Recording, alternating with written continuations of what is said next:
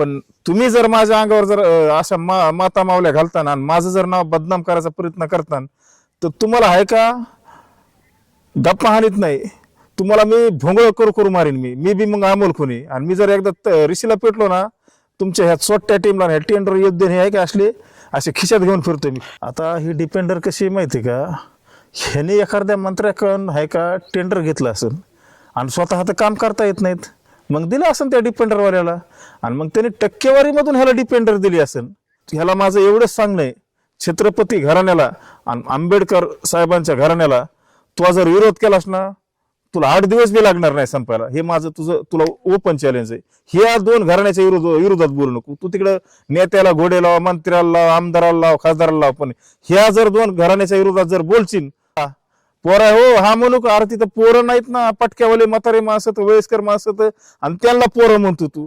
तुझी या बुद्धीची मला क्यू येते रे. तुझ्या वडिलापेक्षा वयस्कर माणसाला तू पोरं म्हणतोस म्हणल्यावर तू कसाच योद्धा झालास आणि कसाच मराठा समाजाला दय भद्री माणूस भेटलास तू. ह्याला लाज वाटली पाहिजे. ह्याच्याकडे कोणता अभ्यास आहे हो?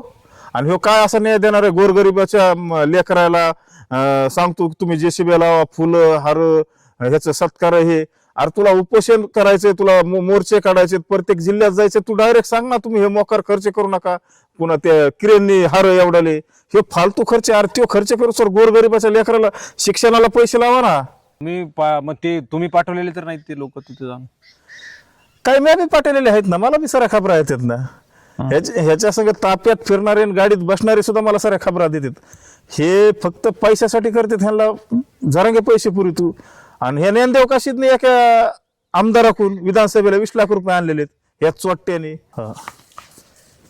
अमोल खुने पुन्हा एकदा माझ्या सोबत आहेत आणि मी असं मस्त वातावरण आहे, अशाच वातावरणामध्ये मस्त मनामध्ये जे काय आहे ते बाहेर निघतं, स्पष्ट बोलता येतं. क्राऊड नसला ना, आता जे कॅमेऱ्यामध्ये बोलत असतात त्यांना माहीत असतं की मागं काही अडचण असली नसली तर बोलायला किती अडचण येते. शहरामध्ये आपण क्राऊड असलं, गाड्या येणं जाणं असतं, भार भार वाजतं आणि म्हणून मग बोलायला अडचण होते. निवांत जसं काही एखादं वातावरण, आपण गार्डनमध्ये कसं फिरायला जातो आणि मस्तपैकी मनसोक्त बोलतो, मनामध्ये काही काळं पांढरं नसतं, मन स्वच्छ असतं. आणि जे तुमच्या मनामध्ये काही दडलेलं असतं, काही बाहेर लोकांना सांगण्यालायक असतं, ते अशाच ठिकाणी रम्य वातावरणामध्ये बाहेर येतं. अमोल खुनेंचा मला काल फोन आला की माझ्या विरुद्ध एक कट रचला जातो आहे आणि मला अडचणीत आणण्याचा प्रयत्न केला जातो आहे.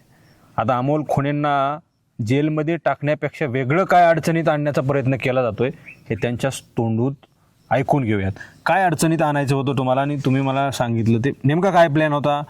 मला तुम्ही भेटूनच सांगतो असं म्हणालात. काय नेमकं होतं ते विषय काय होता की हेने प्लॅन केला की अमोल आपल्याला तर असं काय आवराणार, ऐकतच नाही. हा तर हेने प्लॅन असा केला की अमोलच्या अंगावर 4-2 महिला घालायच्या.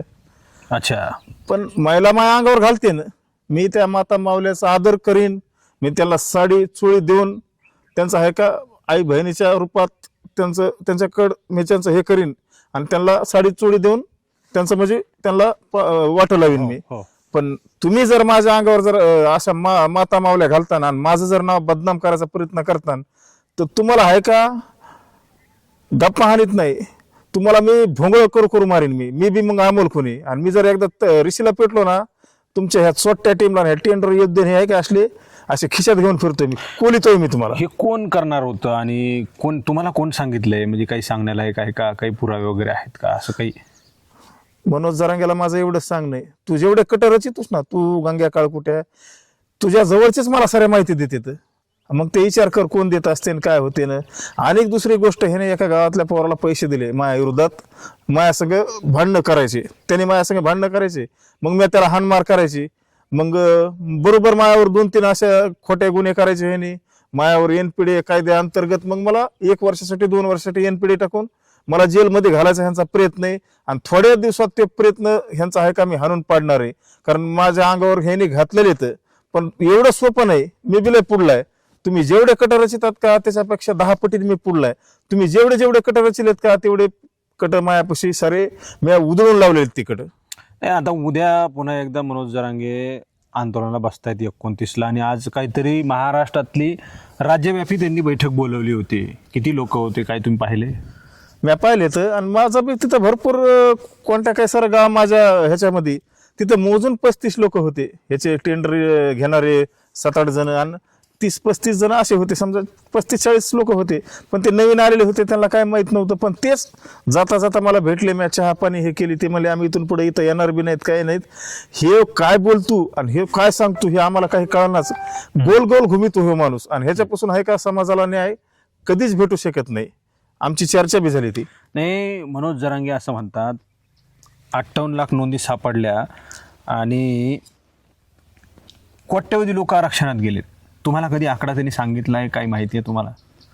अहो मग ते फेकू चंद आहे ना तो. कधी 2 लाख गेले म्हणतो, कधी 3 लाख गेले म्हणतो, कधी 4 लाख गेले म्हणतो.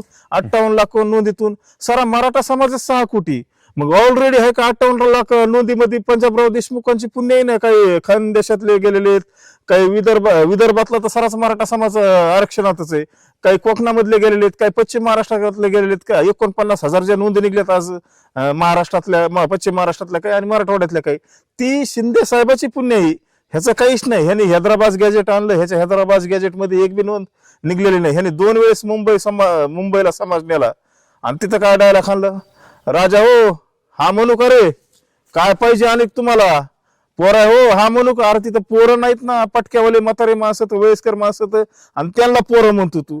तुझी या बुद्धीची मला क्यू येते रे. तुझ्या वडिलापेक्षा वयस्कर माणसाला तू पोरं म्हणतोस म्हणल्यावर तू कसाच योद्धा झालास, आणि कसाच मराठा समाजाला दयभद्री माणूस भेटलास तू.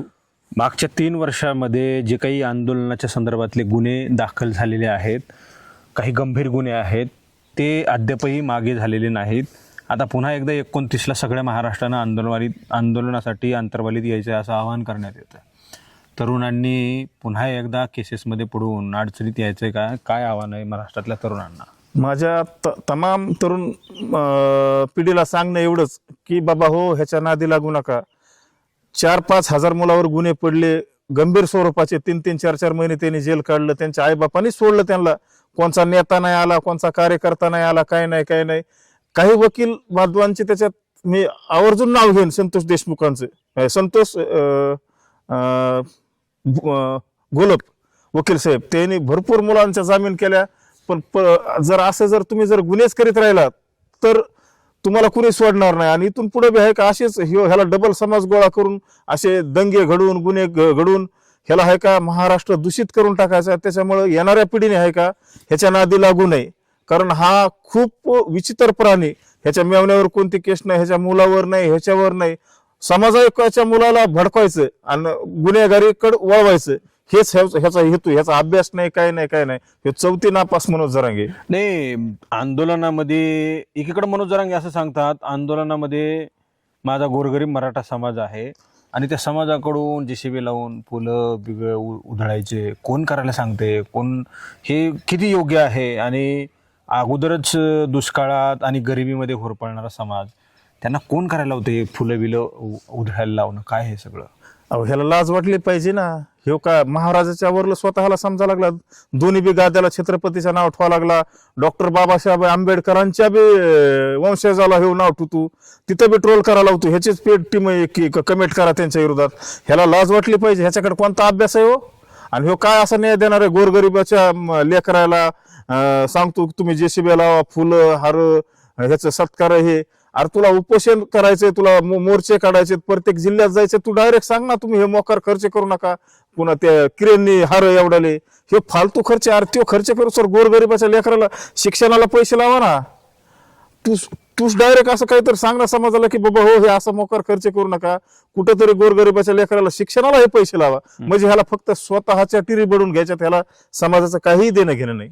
नाही, समाजाने डोक्यावर तर घेतलंच, मात्र त्यांचं असं म्हणणं आहे की मला समाजाच्या माणसाला काहीतरी मिळवून दिल्यामुळं मला डिफेंडर देण्यात आली आहे. म्हणजे काय हे सगळं, म्हणजे कधी काळी त्यांच्याकडं सायकल नव्हती मनोज जरांगेंकडं, असो ते म्हणतात आम्हाला समाज जर बसायला देत असेल तर मला काही हरकत नाही, लोक गाड्या आणतात, माझ्या गाडीत बसा असं म्हणतात. मात्र किती योग्य आहे सगळे? समाजाचे काही लोक आत्महत्या करतायत, नापिकीमुळे करतायत, दुष्काळामुळे करतायत, कर्जपोटी आत्महत्या करतायत, आणि हे मात्र 2-2 कोटींच्या डिपेंडरमध्ये फिरतात. आता ही डिपेंडर कशी माहिती का, ह्याने एखाद्या मंत्र्याकडून आहे का टेंडर घेतलं असेल आणि स्वतः तर काम करता येत नाहीत, मग दिलं असेल त्या डिपेंडरवाल्याला, आणि मग त्याने टक्केवारीमधून ह्याला डिपेंडर दिली असेल.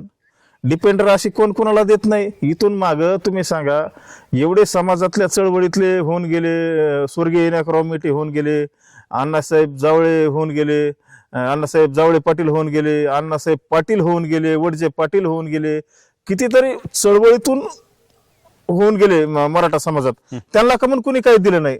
आणि तुलाच कसं देते, एवढ्या आत्महत्या करते. जर लय डिपेंडर वाल्याकडे जर पैसा झाला असला तर आज मराठ्याच्या मुलांनी शेतकऱ्यांनी आत्महत्या केल्यात, तिथं द्या ना 1,50,000 मदत. तुमच्याकडे लय जर पैसा झाला तर मग ह्यालाच डिपेंडर कशामुळे देतात? कारण ते डिपेंडरच्या पाठीमागाला इतिहास असा आहे की ते टक्केवारीचा पैशाची डिपेंडर ह्याला दिलेली. अच्छा, म्हणजे थोडक्यात समाजाचा कुठेतरी व्यवहार सौदा करण्यासारखा आहे. समाजी की तू हो समाजाच्या नावावर दलाली करतो पक्की. मी ठासून सांगतो, हे समाजाच्या नावावर दलाली करतो, कारण ह्याच्याकडे काही नव्हतं. आज ह्यो कस काय एवढा मोठा झाला आणि ह्यालाच कस काय डिपेंडर देतात, एवढ्या आत्महत्या हे करते, त्यांना कमून कोणी सहकार्य करीत नाही. हे सर आहे का ह्याची जे टीम आहे, जे समजा ते फेसबुकवर युट्यूब चालते, ह्यांना सुद्धा ठरून महिना 50,000 रुपये. तर हा ठरून महिना सराला हे चालविणाराला बी पण आहे का, हे सर एक दिवस उघडे पडणार. ज्या दिवशी मनोज जरांगेवर टाइम येईन का त्या दिवशी हे सुट्टे आहे का एक बी जवळ राहणार नाहीत. मग त्या टायमाला मनोज जरांगेला कळण मायला आपण ह्यांना सरासला खाऊ पिऊ घातलं, मोठे केले, पण हे सुद्धा आपल्यावर पलटले आणि येणारा काळ तो जवळ आलेला आहे. मनोज जरांगेंकडं आता म्हणजे जे पहिले विरोधात होते तेही लोक आता मनोज जरांगेंकडे पुन्हा एकदा जात आहेत, दादा दादा करतायत. काय उद्देश असावा त्यांचा? म्हणजे त्यांना काही वेगळं सांगण्यात येत आहे, काय आमिष आहे त्यांना?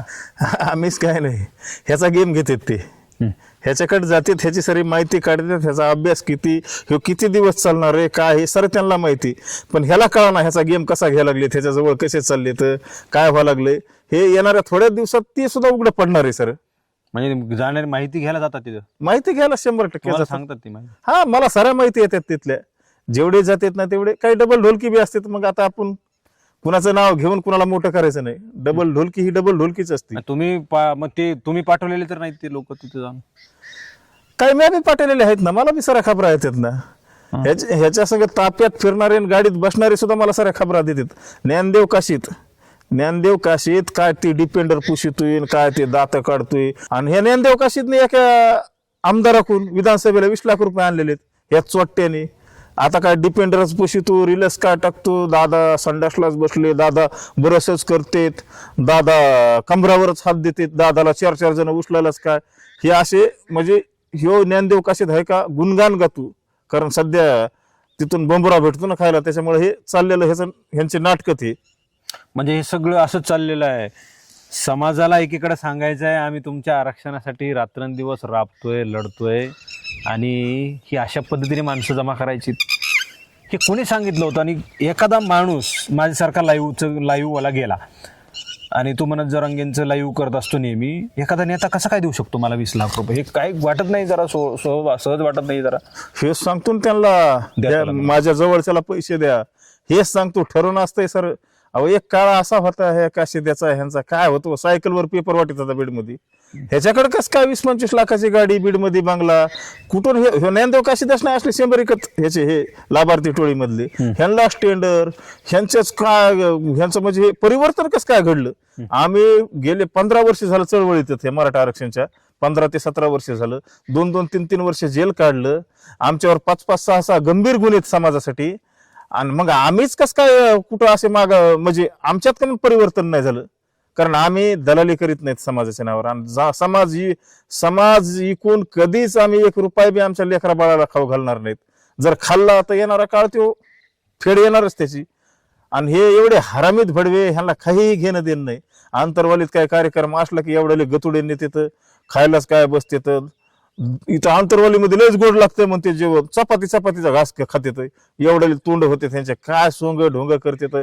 लाज वाटते, क्यू येते मला ह्यांचे ते रील हे बघून. पांचेट झाले तर मोबाईल सुद्धा ते उघडलं की ह्यांचंच येतात असल्या पांचेट रील. नाही, काय समाजाने बोध घ्यायचा आहे काय? बरेचसे लोक असं म्हणतात की आता दाते पाटील उपोषणाला बसले, दाते पाटील आणि त्यांचे सहकारी हे सगळे समाजाचे दुश्मन आहेत, आरक्षण विरोधी आहेत, मराठा द्रोही आहेत. ते समाजाचे दुश्मन आहेत असं ते सध्या संबोधत आहेत त्यांना, आणि की एकच उपोषण पाहिजे मनोज जरांगेंचं असं ते म्हणतात. मग ह्याचे स्पेल टीम सांगते ना एकच उपोषण पाहिजे. अरे पण दाते पाटलाचा इतिहास काय? दाते पाटील गेले 40-45 वर्षे आरक्षणाच्या लढ्यामध्ये ते, त्यांचं वय आज 65 वर्षे, आज 15वा दिवस आहे त्यांचा उपोषणाचा. जर अशा माणसावर जर समाज भरवसा ठेवीत नसेल आणि ह्या अपघातातून घडलेले हे असले छेपरी इतक्या लांब लांब केसाचे, अशा जर लोकांवर जर समाज भरवसा ठेवीत असेल तर मला असं कुठतरी वाटतंय की आमचा समाज आहे का भूषणामध्येच चालला. खरे माणसं ओळखूचे ना समाजाला, आणि खरे आहेत ना हुशार माणसं ते ह्याच्याकडे लक्ष देत नाही. त्याची मोजकी ती ट्रोल टीम आहे आणि ते काही ग्राउंड लेवलचे माणसं की त्यांना त्या गोष्टीचा अभ्यास नाही, त्याच्यामुळे हे ह्याला मदत करतात. आणि दाते पाटला सारखा आहे का न्याय समाजाला कुणीच देऊ शकत नाही. आज 30 वर्ष झालं त्यांच्या पायात चप्पल नाही, एवढा त्याग आहे त्यांचा मोठा समाजाचा. त्याने 10 याचिका सुप्रीम कोर्टात टाकल्यात आरक्षणासाठी. म्हणजे आरक्षणाच्या चळवळीतला एवढा अभ्यास आहे त्यांचा. आणि हे असले ह्याचा कुठंच अभ्यास नाही. ह्याने हायकोर्टाचं तोंड बघितलं नाही, कधी सेशन कोर्टाचं बघितलं नाही, ह्याला कोणताच अभ्यास नाही. आणि नुसतं पुस्तक घेतो, असं पेन घेतो आणि नुसतं बघतो, ह्याला वाचायचं सुद्धा येत नाही नीट व्यवस्थित. मला एक फार गांभीर्यानं आणि फार महत्त्वपूर्ण प्रश्न विचारायचा आहे. महाराष्ट्रामध्ये मराठा समाजाचा जाज्वल्य इतिहास आहे. महाराष्ट्रात नाही, देशात आहे. छत्रपती शिवाजी महाराज म्हटलं की अंगावर शहारे उभा राहतात, आणि त्या छत्रपती शिवाजी महाराजांच्या आम्ही कुळातले आहोत असं ते म्हणतात. मात्र त्याच कुळातले आम्ही पाटील आहोत, शिवाजी महाराजांची मावळे आहोत, वंशज आहोत. प्रति शिवाजी महाराज म्हणून मनोज जरांगेंना संबोधलं गेलं. ते मनोज जरांगे आपल्याला बोलता येणार नाही असे शब्द दर दुसऱ्या शब्दाला वापरतात. ही कसली पाटीलकी हो? हे कसलं मराठापण आहे हो?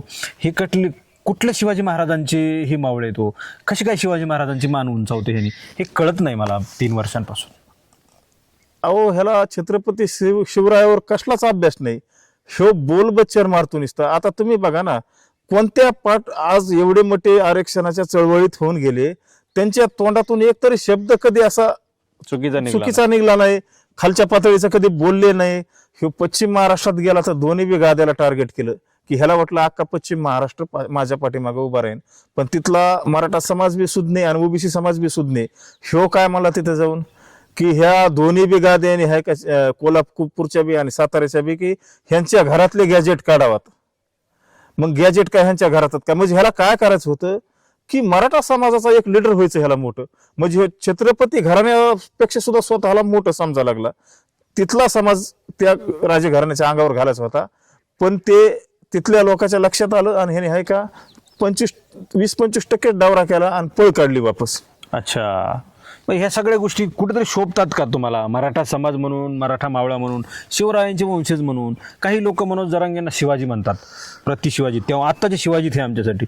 शिवाजी महाराजांनी कधी शिवाय दिल्या होत्या का हो? कधीतरी 4 पुस्तकं वाचलेत का? आणि म्हणजे हे कुठेतरी मराठा समाजाचा शिवाजी महाराजांचा हा अपमान नाही आहे का? अहो 100% अपमान आहे ना. आज जर आजच्या घडीला जर महाराज असते ना, जसा राजाच्या पाटलाचा चौरंग केला ना, तसा ह्याचा चौरंग करून आहे का ह्याचा सर कलम केलं असतं. कारण हे एवढ्या खालच्या पातळीचं बोलतो, ह्याला अक्कल पाहिजे. ह्याच्यामुळे मराठा समाजाला आज खाली बघायचा टाइम आला ना. ज्या छोट्या मोठ्या जाती, मी प्रत्येक बाईट मध्ये सांगतोय, ज्या छोट्या मोठ्या जातीत त्या मराठा समाजाला आहे का मोठ्या भावाच्या भूमिकेमध्ये बघत होत्या, पण ते कुठंतरी प्रेम कमी झालं. त्याला कारणीभूत फक्त हा मोगली आंतरवालीत उपोषण करणारा मनोज जरांगे, ह्याला कारणीभूत हेच आहे. आणि कुठंतरी आहे का हे प्रेम 100% कमी व्हायला लागलं. आता तर प्रकाश आंबेडकर साहेबांनी तर सांगितलं ह्याची लायकी काय, ह्याचा अभ्यास किती काय. तर ह्याने ठरवून सांगितलं ह्याच्या ट्रोल टीमला की तुम्ही कमेंट प्रकाश आंबेडकर साहेबांच्या विरोधात करा.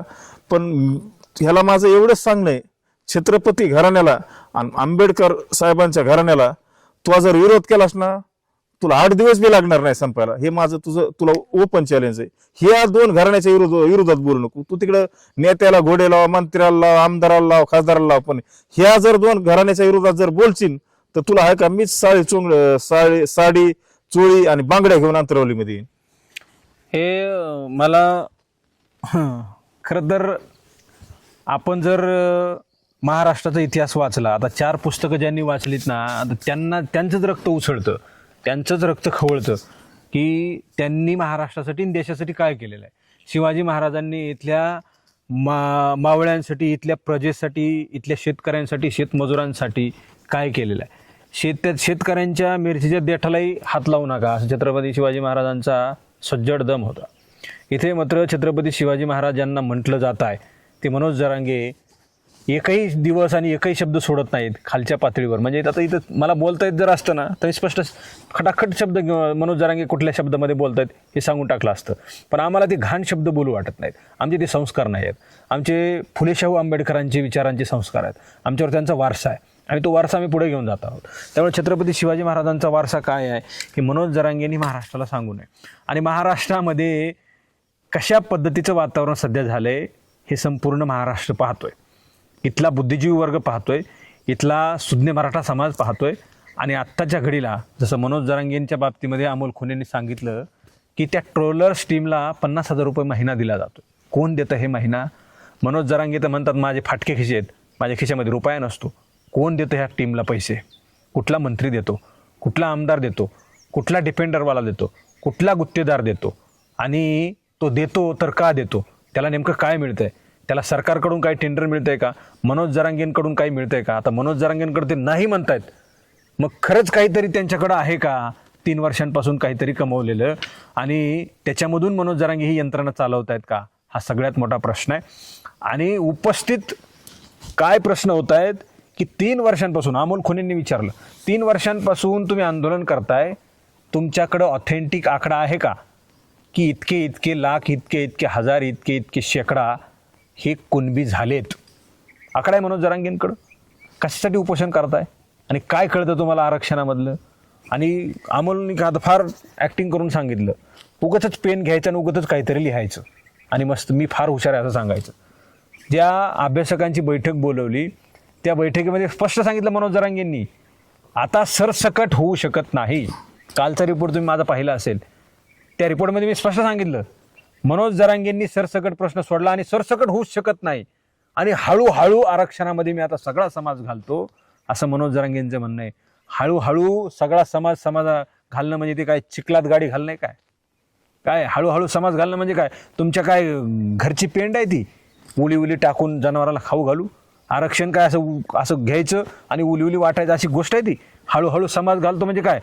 शुद्ध मराठा समाजाला गंडवलं जात आहे, शुद्ध मराठा समाजाला. आणि जे ट्रोलर्स आहेत मनोज जरांगेंचे आम्हाला कॉमेंट करतात अमोलला आमच्या खालच्या पातळीवर आई बहिणींवर, त्यांचे संस्कार हे मनोज जरांगेंचे आहेत. मनोज जरांगे ज्या संस्कृतीतून येतात त्या संस्कृतीचे त्यांचे ते ट्रोलर्स आहेत. आणि ज्या पद्धतीनं मनोज जरांगे शब्दप्रयोग करतात ना त्यांची लायकी ही अत्यंत साध्या पद्धतीने आहे. अमोल खुनेंनी ठणकावलं आहे ते तिकडं छत्रपतींची गादी आणि आंबेडकर घराणं यांच्यावर अजिबात बोलायचं नाही, नाहीतर तुम्हाला येणाऱ्या काळामध्ये काही भोगावे लागतील. खरं तर ह्या सगळ्या गोष्टी मनोज जरांगेंना सांगायची काही लेवलच नाही, लायकीच नाही. पण अलीकडच्या काळामध्ये काय झालंय मी तेव्हाही सांगितलं आणि आताही सांगतो, हा पिंडीवर जाऊन बसलेला साप आहे. तो साप खाली उतरत नाही तोपर्यंत त्याला मारता येणार नाही. तो पिंडीवर जाऊन बसलाय मस्तपैकी असा आणि सांगतो 6 कोटींची पिंड आहे. जेव्हा खाली येईन तेव्हा मात्र त्या सापाचे काय बेहाल होतील ना सांगता येणार नाही. मला जाता जाता एवढंच सांगायचं आहे, 29ला जे आंदोलन होणार आहे ना माझं ऐकू नका, अमोलचंही ऐकू नका, आंदोलनं येणारी लोक कोणाचंही ऐकू नका. फक्त एवढं लक्षात ठेवा की तुम्ही आल्यानंतर तुम्हाला आरक्षण मिळालं आहे का आणि मिळणार आहे का? आणि तुम्ही आल्यानंतर काही जर उद्रेक झाला आणि गुन्हे दाखल जर झाले तर ते माघारी कोण घ्यायला लावणार आहे? मागच्या 3 वर्षांपासून राज्यामधले गुन्हे दाखल झालेले माघारीच घेतले नाहीत. आता काय कोण घेणार आहे? मनोज जरांगेंनी सुरुवातीपासून मागणी केली होती आणि 11 वेळा मनोज जरांगेंनी उपोषण करून सोडलेलं ना. 11ही वेळा शासनाने सांगितलं की गुन्हे मागे घेऊ. 11 वेळ लागत असतील कुठेतरी आंदोलनातल्या मागण्या मागे घ्यायला. साध्या मागण्या आहेत त्या. मनोज जरांगेंच्या म्हणण्यानुसार जर त्या साध्या मागण्या आहेत तर मागे का होत नाहीत? आणि माझं सांगणं आहे FIR झालेला मागे होत नसतो. आणि म्हणून विद्यार्थ्यांना माझं सांगणं आहे तुमचं आयुष्य उद्ध्वस्त करू नका. मनोज जरांगेंनी तुम्हाला काहीच दिलेलं नाही, एकत्र येऊन तुम्ही काहीच करणार नाहीत. मी पुन्हा एकदा सांगतो. आणि ज्यांचं म्हणणं आहे मनोज जरांगेंमुळे आम्हाला कुणबी मिळालं, तुम्हाला कोणी सांगितलं मनोज जरांगेंमुळे कुणबी मिळालेलं आहे? कुणबी तेव्हाही मिळत होतं ना आत्ताही मिळत आहे आणि त्याच पद्धतीने मिळतंय. मनोज जरांगे सुरुवातीला आणि आत्ता म्हणत होते, कालपर्यंत कालची जी काही 20 ऑगस्ट व्हायच्या तारखेच्या अगोदरपर्यंत मनोज जरांगे म्हणत होते सरसकट आरक्षण घेऊन जाऊ. मात्र आता ते कुठं आलेत माहितीये का? 58 लाख नोंदी. 58 लाख नोंदी कधीच्यात माहितीये का?